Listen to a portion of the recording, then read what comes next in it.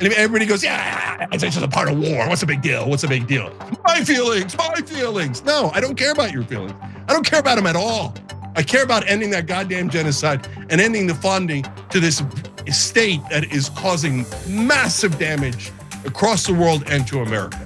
So no, Tucker Carlson, it is not an excuse to go silent on Candace's targeting of TPUSA or to mirror her bullshit lines of questioning because you love Candace personally.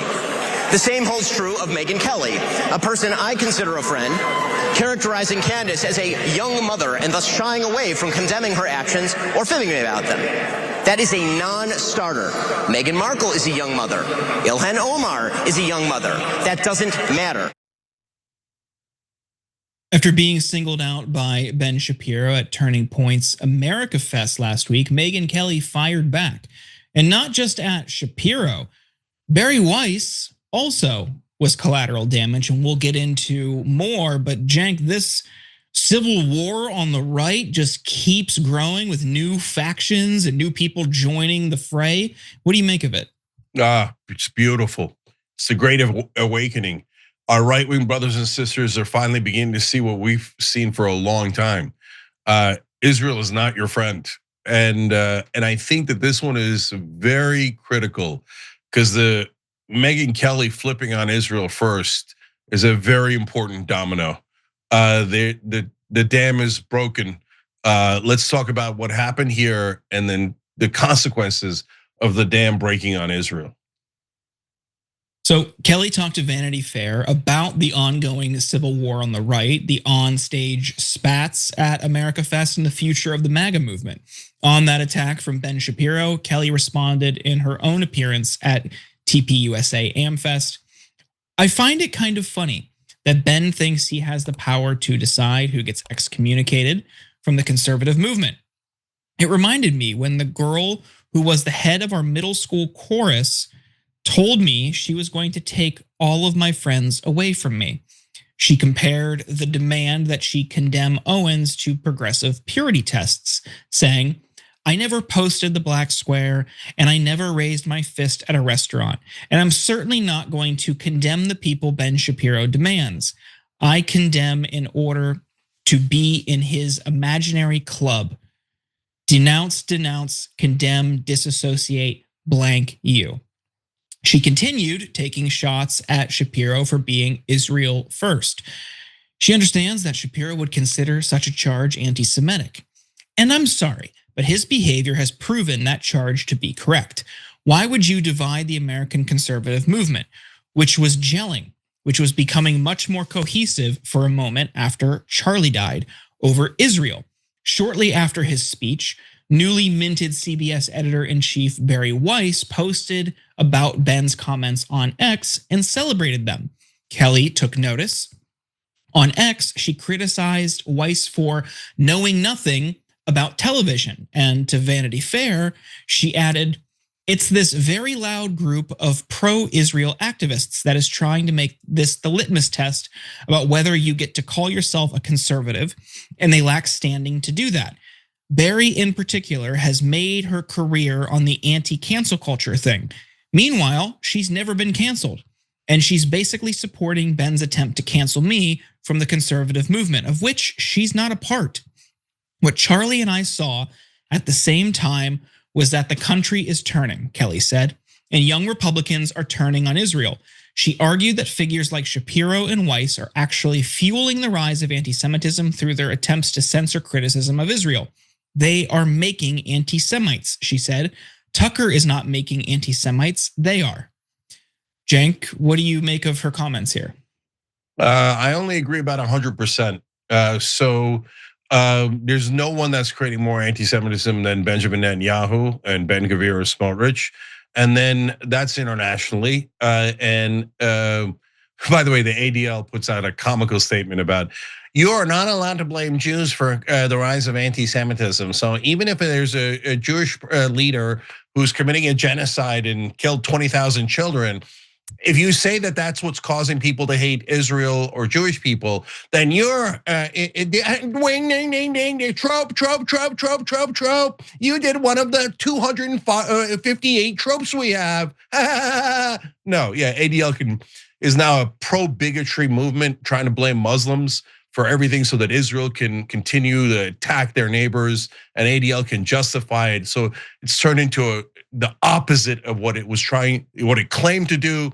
And of course, as it turns out with a lot of the things that were pro-Israel, it was never again bigotry for us, bigotry for you 24/7, right? So anyways, did Netanyahu's cause anti-Semitism to go through the roof in the world? Of course he did. You'd have to be an idiot not to see that. You'd have to be the blindest, most ignorant person in the entire planet not to see that, okay? So now here at home, when you have Mark Levin and Ben Shapiro and Bari Weiss going, if any of you criticize Israel, denounce, cancel. All right, well, how are people not gonna hate you? It's like, look, and then when you get personally attacked, if you've never felt it, you don't know what it feels like, right? And apparently Megyn Kelly had never felt it, which is kind of amazing to me. But so she begins to get this bullying, probably about 2% of what we've gotten through these last 2 years. And she's like, whoa, what is this? Who are these thugs telling me, you can't say that word, you can't say that, shut up, you can't talk to that person, you can't do anything, shut up, better support Israel, right? Well, she's saying, like a lot of right-wingers' natural reaction is, who made you the boss of me? Just tell me who the name of the person is who made you the boss of me.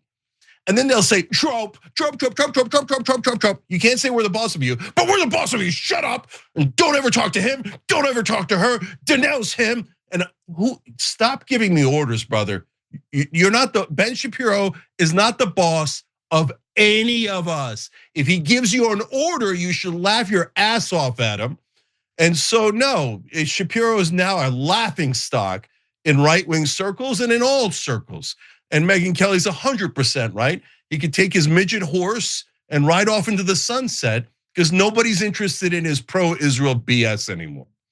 So that's my views on it. What do you think? Oh, I think the fracturing on the right is interesting.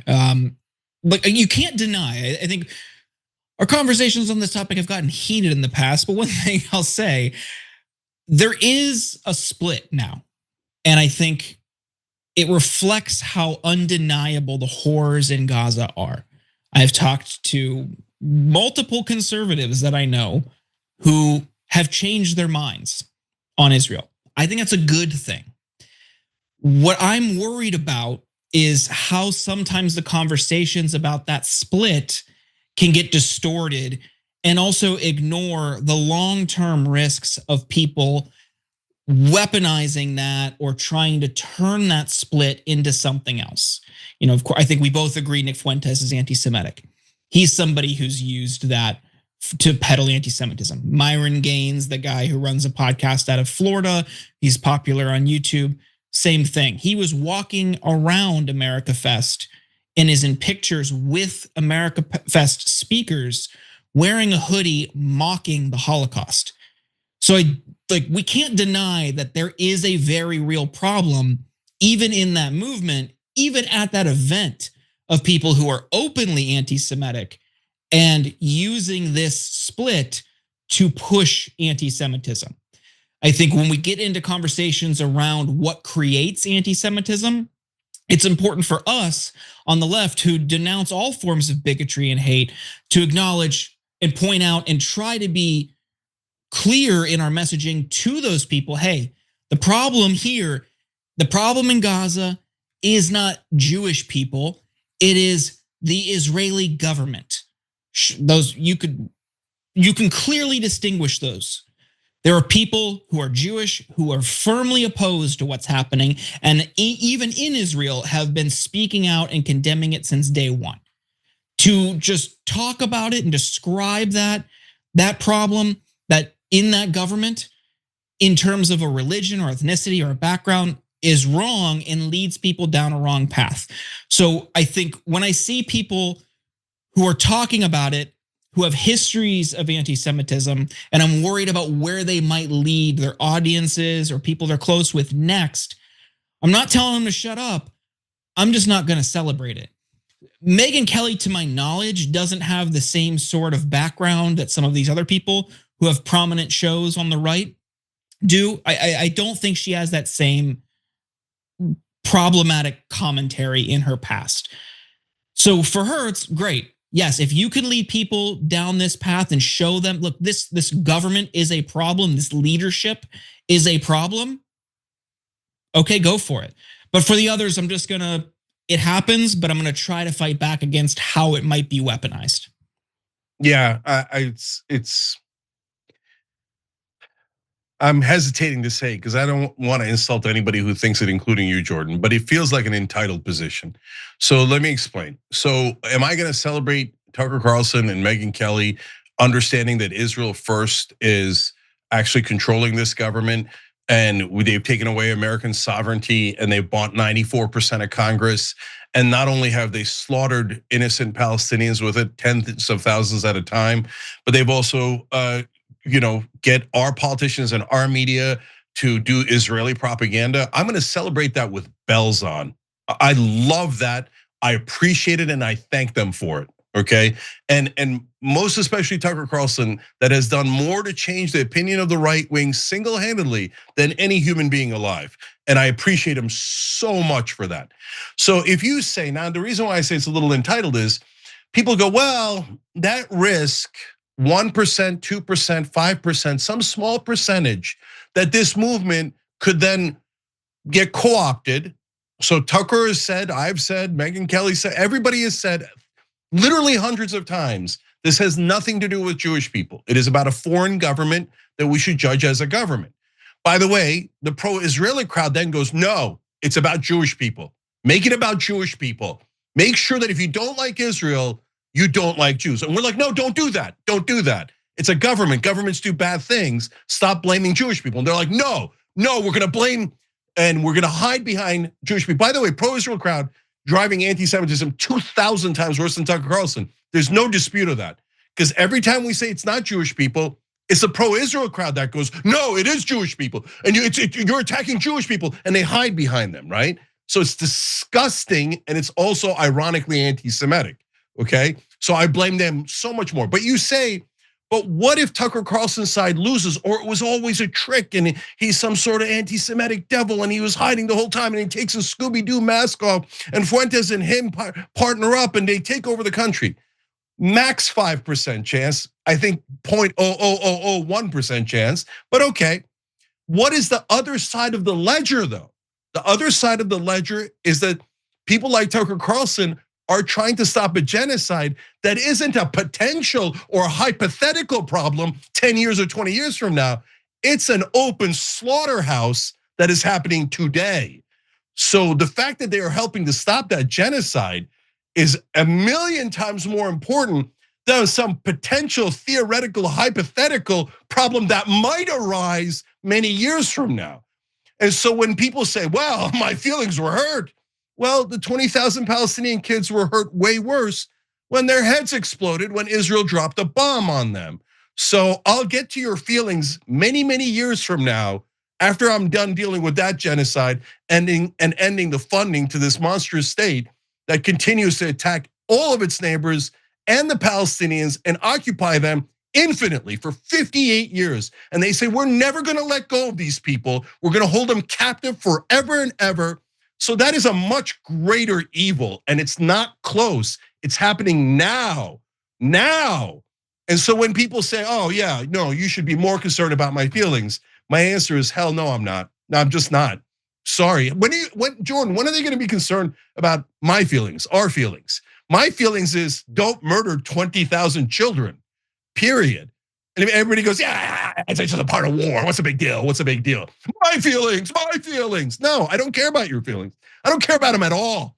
I care about ending that goddamn genocide and ending the funding to this state that is causing massive damage across the world and to America.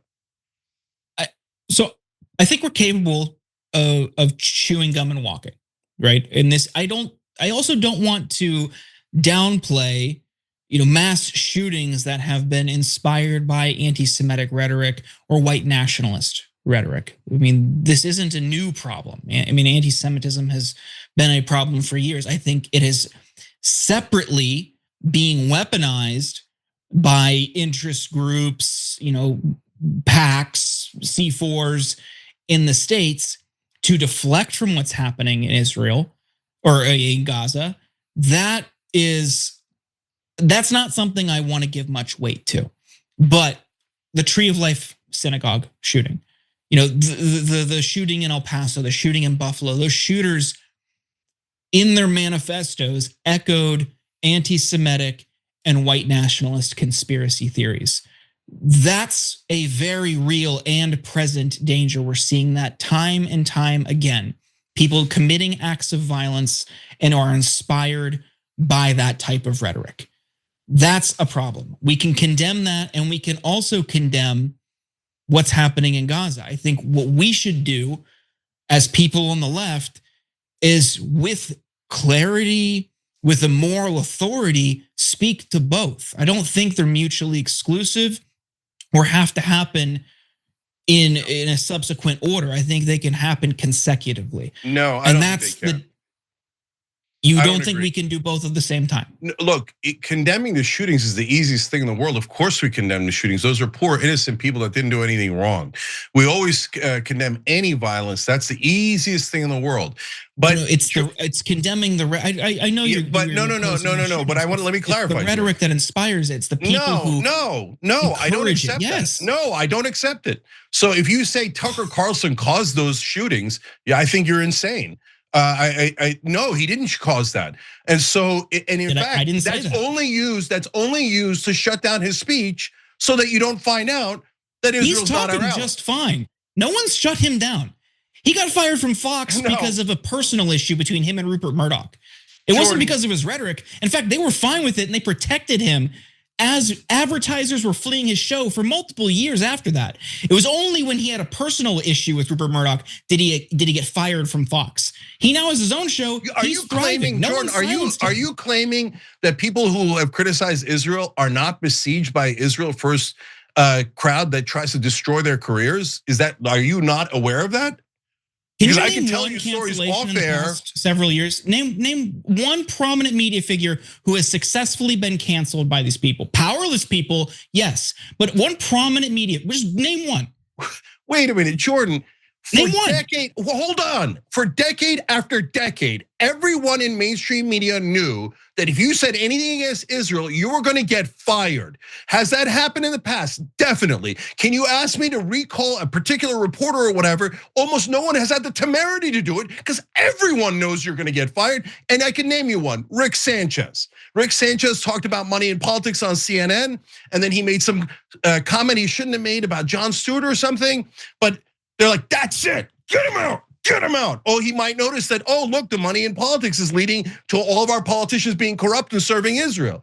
Anytime anyone has said something like 1% offend anyone who's pro-Israel, denounce, fire, cancel. Jordan, you don't know.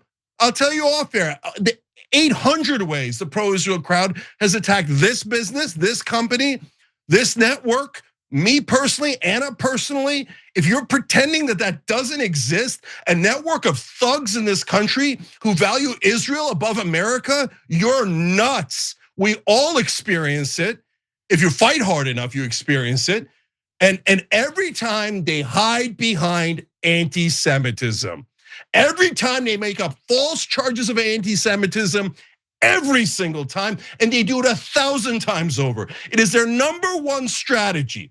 And in fact, they want to drive up hatred towards Jewish people so they could use it as victimology so that they can get Israel another $100 billion from us. No, I'm not denouncing anyone speaking out accurately against Israel. I welcome them. Now, for guys like Fuentes and Myron Gaines, etc., that are saying awful things about Jewish people, I do not agree, and I will never agree. But I'm not going to go around ritualistically denouncing the very people who are helping us the most. That is a really, I'll try to be as polite as I can be, ineffective, counterproductive strategy built by pro-Israel crowd to actually destroy any unity between the right and the left. So they say, oh, if you're on the left, you better denounce all these people. All the best critics of Israel, denounce them. No. Hard no, hell no, F no, not ever. So, and last thing, Jordan, there's only one fact pattern in which I would consider denouncing anyone on the right who has criticized Israel accurately. If the pro-Israel crowd, the Israel First crowd, the Ben Shapiro's, Mark Levin's, Laura Loomer's, whoever, and by the way, literally every anchor on cable news, if any of them actually come out and show real concern about Palestinian deaths, they're like, what if something happens to the people I care about, right? Well, something is happening to the people you don't care about. 70,000 of them at a minimum are dead. 20,000 of their innocent children are dead, and I've never seen them give one damn about it. So now I'm supposed to care about their feelings when they say, who cares about your stupid feelings and your stupid children, and Israel had to massacre them. And if you criticize Israel, we'll destroy you. Israel had to massacre them. You want me to care about those sick sons of bitches? No, I don't. And I'll never listen to them. I hope that's clear. I think it was a total mischaracterization of what I was talking about. Of course, the Israel lobby will try to get people fired. I'm saying they aren't typically successful with prominent people. The Rick Sanchez example is 15 years old, and he made a comment about how the people who run CNN are a lot like Jon Stewart. People were debating whether or not he meant Jewish or liberal elites. If you want to, sure, we could give him a generous read. Maybe it was misinterpreted. But Tucker Carlson has by no means been canceled, which was my point. And as for prominent anchors, Ayman Mohyeldin on MSNBC has routinely done great pro-Palestinian coverage on MSNBC for the past couple of years. He's on frequently. He has a weekly or weekend show. He's on in prime time throughout the week sporadically. Oh my God, Jordan, come on, man. They also got rid of Mehdi Hassan, didn't they? Did they have the Muslim anchors cover the genocide? No. How is that connected? But okay, yes, they did. That's not good. Ayman is still on the network. Are you saying he isn't a good person to talk about this? No, that's a trick. No, you want me to denounce Ayman now? I'm not giving MSNBC credit. I'm saying he is somebody who isn't. Hold on, Jordan. You want me to answer the question? Is Ayman free to say what he really thinks? Absolutely not. And I know that for a fact. So keep going. Keep coming up with BS examples. No, Jordan. What isn't he saying that you think he should say? Mainstream media thinks that you're free to criticize Israel. No one thinks that. What isn't he saying?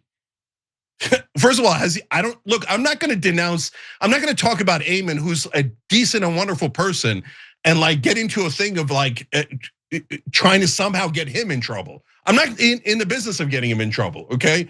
So Jordan, not one cable news anchor has called it a genocide. Are you pretending that that's all a coincidence? We just happen to have the very worst people in America as all of our cable news anchors. It's just a coincidence. None of them think they're gonna get in trouble if they call it a genocide. It just so magically happened. Almost every reporter in mainstream media, no one calls it a genocide. When Israel does the killings, when Hamas does the killings, they just slaughter terrorists, savages. When Israel does the killings, collateral damage had to happen. There's nothing you could do. Human shields, one Hezbollah propaganda after another. If you can't see that mainstream media is totally in the tank for Israel, I can't help you. I mean, that is unbelievable. It's an industry-wide problem, but we covered on this show Ayman calling it a genocide when he grilled Karine Jean-Pierre for the Biden administration's failures to do anything to stop it. I don't understand why you're one exception, one time from one Muslim anchor. Congrats. Doesn't that prove the rule? Look, you're saying there's nobody other than Tucker Carlson in the media doing this. I'm telling you, there is somebody who also doesn't push anti-Semitism, who doesn't have a Holocaust denier on his multiple Holocaust deniers on his show. Yeah. Okay. Yeah. Where's the brave Rachel Maddow? Where's the brave Chris Hayes and R.M. Elber? And where's all the other MSNBC hosts? Isn't it weird that not one of them independently came to the same conclusion as almost every genocide scholar and every human rights group? Golly gee, how about their on-air reporters? Other than Ayman, can you name any that has called it a genocide, that has said it's disgusting and they shouldn't murder 20,000 people? We should care more about the feelings of the dead 20,000 children than the feelings of pro-Israel sons of bitches in this country. No, I can't find a single one from the liberal network. Oh, what a funny coincidence. They happen to agree with Fox News on the genocide, and they happen to agree with CNN and New York Times and Washington Post. What an amazing coincidence. Okay, whatever, dude. It's like, I mean, you literally found one guy who once said it during one interview. That definitely proves my case, not your case, Jordan. Like you had to dig and dig and dig and find one critique of Israel. I just Googled Chris Hayes genocide Gaza, and I'm pulling up dozens of segments over the past couple of years where he's talking about the genocide in Gaza. Amen again, right? No, Chris Hayes. Chris Hayes, okay. Look, I'll look at your evidence, send it to me, and if I'm wrong about Chris Hayes, I'll come back and retract it. But again, you're desperately trying to find one exception when we could all see the rules. That took 10 seconds. Jordan, are you saying the cable news and mainstream media have been fair and impartial about Israel and Gaza? No, but you're acting like Tucker Carlson is the only person talking about this, and that's not true. Okay, so no, Tucker Carlson has done God's work in making sure that the right wing understand what Israel is actually doing. Under no circumstances will I condemn that. None. You could tell me, oh, but he winked this way, and he referenced the wrong food item, and he had the wrong historian on. No, anyone against the genocide is a friend of mine. And by the way, imagine this standard under a different crime of humanity. So, crime against humanity. So if people made the argument, and almost all of them made it in all of mainstream media during World War II, and they're like, you're offending the Germans. Who cares about the dead Jews? You've offended the Germans, and this could lead to anti-German violence. So since it could lead to anti-German violence, you should never criticize the Holocaust, and anyone who does should be denounced, right? No, I would hate you for that. I'd fight you to tooth and nail on that, and I'm gonna fight you, I don't mean Jordan, I mean generally. Fight the Israel First crowd tooth and nail to stop a genocide. And I love any brother or sister that are trying to help us to fight that genocide. And no, I'm not gonna be worried about the Germans' feelings at all. Every time you ring the bell below, an angel gets his wings. Totally not true, but it does keep you updated on our live shows.